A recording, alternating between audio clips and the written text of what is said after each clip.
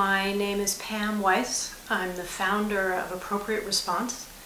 And Appropriate Response is a company, really a community, of people who are dedicated to bringing the power and beauty of the teachings of mindfulness and Buddhist practice into the world, and particularly into the workplace.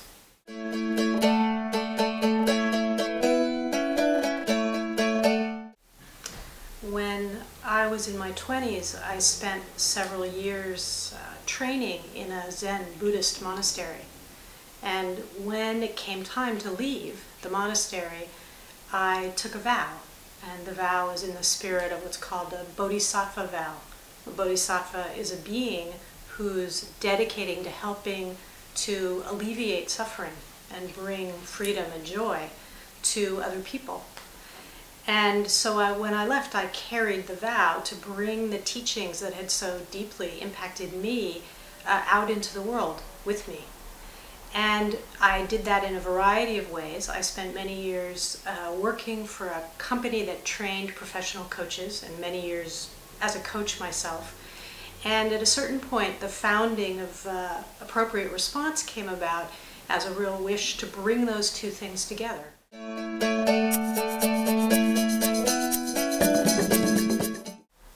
So there are a number of the different Smart Girls strengths that I've used consistently in both the initiation of my business and also as it's grown over time.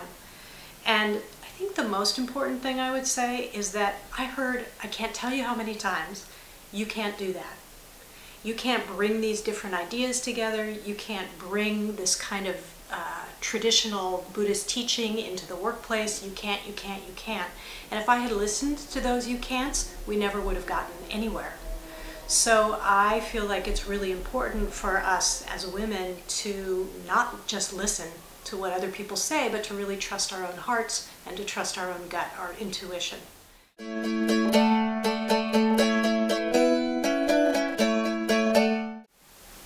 I feel like it's really important for us as entrepreneurs to understand that for the most part, a new idea is not necessarily going to be received immediately.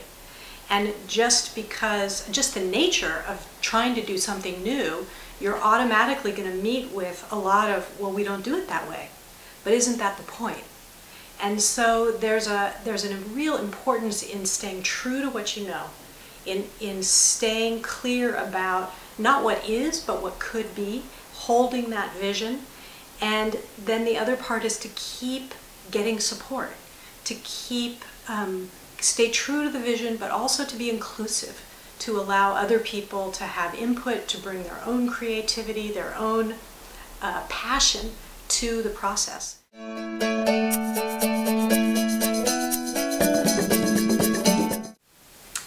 When I think about what's next, I reflect on the process of creating a business, of growing a business, of expanding a business, a little bit like, gestation, giving birth, raising a child.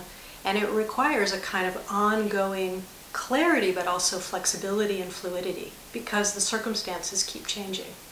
And I know for myself that it was me with my idea, and now I've grown a whole team of people who are out there bringing their creativity to what we're up to. And I think the next step is to train more people, to in fact open the circle, invite more people in, have them get the benefit of these beautiful, powerful teachings that we're able to offer, so that it can just keep growing, that it can find its way into far more places, workplaces, other places than I could ever touch just all by myself.